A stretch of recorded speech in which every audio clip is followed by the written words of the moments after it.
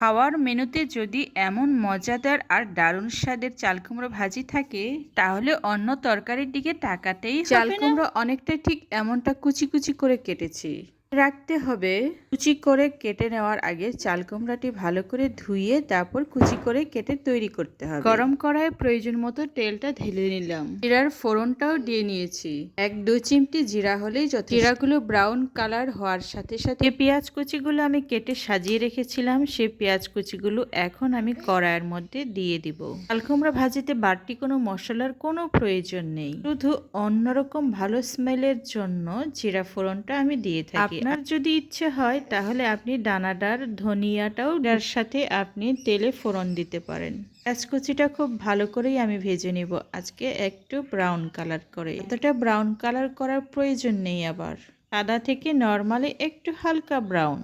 এমন মজাদার খাবারগুলো তৈরি করতে আজকে চমৎকার লাগছে, কারণ আজকে বৃষ্টির দিন ছিল। প্রয়োজন মতো হলুদটা দিয়ে কিছুক্ষণ নাড়াচাড়াও করে নিলাম। ধুয়ে রাখা চাল কুমড়োগুলো এইবার যেগুলো আমি কুচি কুচি করে রেখে দিয়েছিলাম সবগুলো এখন কড়াইয়ের মধ্যে আস্তে আস্তে অল্প অল্প করে দিয়ে দিব। আজকে চাল কুমড়োর পরিমাণটা অনেকটাই বেশি মনে হচ্ছে, তবে এটা করে ভাজা হয়ে গেলে অনেকটাই চুপসে যাবে, সামান্য পরিমাণ হয়ে যাবে। এখন ভাজা কাঠি চামিচটা দিয়ে আমি ভালো করে উল্টে পাল্টে নেব। একটু নাড়াচাড়া করলেই অনেকটা পানি বের হয়ে যাবে। এটা হচ্ছে চাল কুমড়ার নিজস্ব পানি। রাখতে হবে চাল কুমড়া টেস্টিফুল করার জন্য চাল কুমড়া ভাজিতে 1 ফোঁটাও পানি দেওয়ার কোনো প্রয়োজন নেই। গরম কড়াইয়ে ছেড়ে দেওয়ার পর চাল কুমড়া নিজে থেকে নিজের পানি বের করে দেয়।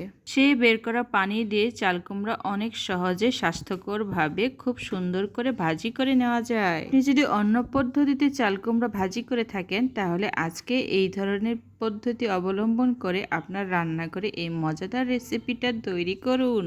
পরিবারের সবাই এমন মজা করে খাবে যে আপনাকে প্রশংসা না করে পারবে না। বরাবরের মতোই হয়তো অনেকবার করেছেন, বহুবার করেছেন, কিন্তু আজকের আমার এই চাল কুমড়া ভাজি রান্নাটা একেবারে অন্যরকম, ভিন্ন পদ্ধতির চাল কুমড়া ভাজি করতে আমি যা কিছু নিয়েছি সব কিছু তো আমি আজকে বন্ধুদের সাথে শেয়ার করলাম। আরও কিছু টিপস আছে পিছনে, এটি স্কিপ করলে অবশ্যই আপনি বুঝতে পারবেন না। সিরিয়াল বাই সিরিয়াল দেখতে গেলে আপনাকে অবশ্যই ভালো করে বুঝতে হবে, আর বুঝে আপনি যদি ট্রাই করেন তাহলে রান্নাটাও আমার মতো করে অবিকল টেস্টিফুল হবে। ভিডিওটি স্কিপ না করে শুধু পুরো লাইনটা দেখতে থাকুন আর অবিকল এইভাবে রান্না করার চেষ্টা করুন। রাখলে অবশ্যই লাইক কমেন্ট করে জানাবেন আমার ভিডিওটি কেমন হয়েছে, তাহলে আমি বুঝতে পারবো আমার রান্না করে প্রক্রিয়াটি আপনার কেমন লেগেছে। আমি আজকে আমার চাল কুমড়া ভাজিতে কোনো ধরনের পানি ব্যবহার করিনি, তারপর কড়াইতে দেখি চুপচুপ করে পানি এখনো লেগে আছে। এটা হচ্ছে চাল কুমড়া নিজস্ব পানি ছেড়ে দিয়েছে নিজের থেকে। এমন চাল কুমড়া ভাজি আমার পরিবারের সদস্যরা খুবই পছন্দ করে, আমার ছোটরা তো খুবই পছন্দ করে। আমার কথা বললে তো বলতে হয় যে আমি সবার থেকে বেশি পছন্দ করি। কুমড়া ভাজি আরও টেস্টিফুল করার জন্য আমি কি করব, একটা ডিম নিয়েছিলাম, এই ডিমটা এখন চাল কুমড়া মাঝখানে রেখে দেব। ডিমটা ছেড়ে দেওয়ার পর আমি কি করব, এটা কোনোভাবেই নাড়াচাড়া করব না, কিছুক্ষণের জন্য ঠিক এইভাবে রেখে দেব যতক্ষণ না ডিমটা ঘন হয়ে যায়। ডিমটা ছেড়ে দেওয়ার সাথে সাথে নাড়াচাড়া করলে ডিমের টেস্টটা কোনোভাবেই থাকবে না, এটা পুরোপুরি অন্যরকম হয়ে যাবে। কিছুক্ষণ এটা ঠিক এইভাবে রেখে দেব, আর যতক্ষণ না এটা ঘনত্ব বেড়ে যায়। এইভাবে রেখে দেওয়াতে ডিমের ঘনত্ব আস্তে আস্তে বেড়ে যাবে, আর ডিমটা যখন আস্তে করে ঘনত্ব বাড়বে তখন আস্তে আস্তে নেড়েচেড়ে দিতে হবে। এই ডিম দিয়ে দেওয়াতে চাল কুমড়ার টেস্টের পরিমাণ অনেকটাই বেড়ে যাবে। শুধু চাল কুমড়ার পরিমাণ অনুযায়ী শুধু একটা ডিম দিয়েছি, আপনার যদি ইচ্ছে হয় তাহলে আপনি 2টো ডিমও দিয়ে দিতে পারেন। ডিমের যাতে করে ঘনত্ব বেড়ে যায় সেই কারণে আমি কি করলাম, আস্তে আস্তে চামচটা দিয়ে চারিদিকে দিয়ে দিলাম। খুব সুন্দর করে ডিমটা এখন ভরাট হয়ে যাবে আর গোটা গোটা থাকবে। এই পদ্ধতি ইচ্ছে করলে আপনিও অবলম্বন করবেন, দেখবেন ডিমটা কি সুন্দর ভেতরে সিদ্ধ হয়ে যায়। এই সময় সব সময় খেয়াল রাখতে হবে আগুনের আঁচটা অনেকটাই মিডিয়াম আঁচে রাখতে হবে। মিডিয়াম হিট রাখলে হয় কি, আমার চাল কুমড়াটাও ভাজবে ভালো করে, আবার নিচের দিকে লেগেও যাবে না। মিডিয়াম আঁচে রান্না করার টেস্টটাই সবসময় বেশি থাকে। টেস্টিফুল খাবার খেতে চাইলে অবশ্যই ধৈর্য সহকারে রান্নাটা শেষ করতে হবে। এবার ঢেকে দেওয়া ডিমটা আমি কি করব, উল্টিয়ে সবগুলো চাল কুমড়ার সাথে ভালো করে এখন মিশিয়ে নিব। চাল কুমড়ার পরিমাণটা 4 ভাগের 3 ভাগ হয়েছে, আরো অনেকটাই কমে যাবে, অর্ধেকটা। এমন ভাবে সুন্দর করে ভাজতে হবে।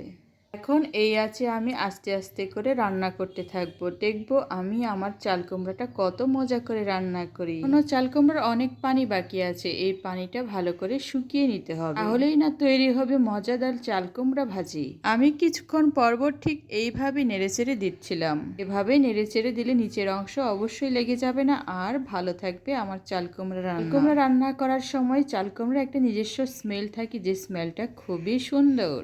ফুল চাল কুমড়ার এই ধরনের রান্নাটা আমার খুবই ভালো লাগে, আমার পরিবারের সদস্য প্রত্যেকেরই।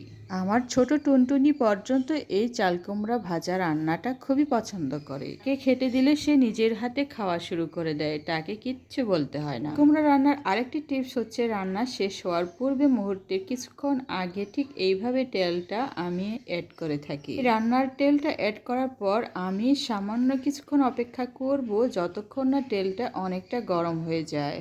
খেয়াল রাখতে হবে আমার চুলার আঁচটা লো মিডিয়াম হিটে যাতে থাকে। তেলটা দিয়ে দেওয়ার পর লো মিডিয়াম হিট রাখার পর আমি কি করব, চামচটা দিয়ে আবার আমি আমার প্রিয় ভাজিটি নাড়াচাড়া করব।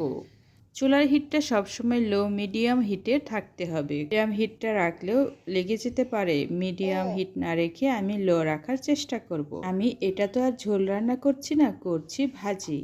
এই ধরনের দারুণ টেস্টিফুল রান্না খাওয়ার জন্য এমন করে ঠিক রান্না করতে হবে। এখন আমার চাল কুমড়ার কালারটা অনেকটাই সুন্দর আসছে, এতটাই সুন্দর লাগছে। আমার চাল কুমড়া ভাজিটি দেখছি আর খুব সযত্নে নাড়াচাড়াও করছি। আমি ভাবছি আজকে আমার বাচ্চারা শুধু এটা দিয়ে ভাতটা খেয়ে নেবে, বাড়তি কোনো আর খাবারই খাবে না। আজকে আর তারা অন্য কোনো তরকারি নেবে না, শুধু এটা দিয়ে খাবার শেষ করে দিবে। এটা অনেক সুন্দর আসছে, ভাজতে ভাজতে কালারটা আরো সুন্দর আসবে।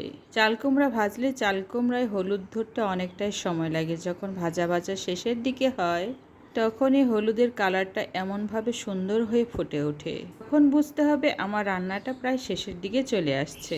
কিছু পরিমাণ পানি লেগে আছে চাল কুমড়ার মধ্যে, আরও সামান্য কিছু সময় ভাজলেই আমার রান্নাটা ফুলফিল হয়ে যাবে। তখন দেখবো যে চাল কুমড়া ভাজতে ভাজতে কড়াইয়ের মধ্যে তেল লেগে যাচ্ছে, ঠিক তখনই বুঝতে হবে আমার রান্নাটা শেষ পর্যায়ে চলে আসছে। রান্নার টেস্টফুল করার মুহূর্তগুলো ঠিক এভাবেই সুন্দর হয়। প্রায় নিচের অংশে এখন আঠা আঠা হয়ে লেগে যাচ্ছে। কুমড়া এখন নিজে থেকে আটকে রাখা তেলগুলো ছেড়ে দিচ্ছে, এখন কড়ার নিচের অংশে তেল তেল ভাব হয়ে যাচ্ছে। এর মানে হলো আমার রান্নাটা সম্পূর্ণ পর্যায়ে চলে আসছে। এটা হচ্ছে চাল কুমড়া রান্নার মজাদার লক্ষণগুলো। এটা দেখে বুঝবেন আমার চাল কুমড়া রান্নাটা আজকে খুবই টেস্টিফুল হবে। কি সুন্দরভাবে ধোয়াটা উঠে যাচ্ছে, আর আমি শুধু ভাবছি আমার বাচ্চারা আজকে কত ধন্যবাদ দিবে আমাকে। এটা হওয়ার পরই বলবে, ওয়াও কি মজাদার রান্না করেছো মা, আজকে তো আমি অনেক মজা করে খাবো। এই ধরনের কথা আমাকে অবশ্যই শুনতে হবে। কথাগুলো শুনতে তো খুবই ভালো লাগে, এর থেকে ভালো লাগে ওদেরকে এই খাবারগুলো আমার উপহার দিতে। শুরু থেকে যারা আমার ভিডিওটি সম্পূর্ণ দেখেছেন তাদের প্রত্যেককে অনেক অনেক ধন্যবাদ। আমি প্রতিবারই নিত্য নতুন নানান ধরনের ভিডিও নিয়ে আসার চেষ্টা করি। ভিডিওটি যদি ভালো লাগে অবশ্যই সাবস্ক্রাইব করতে ভুলবেন না, আর জানাবেন কেমন হয়েছে ভিডিওটি।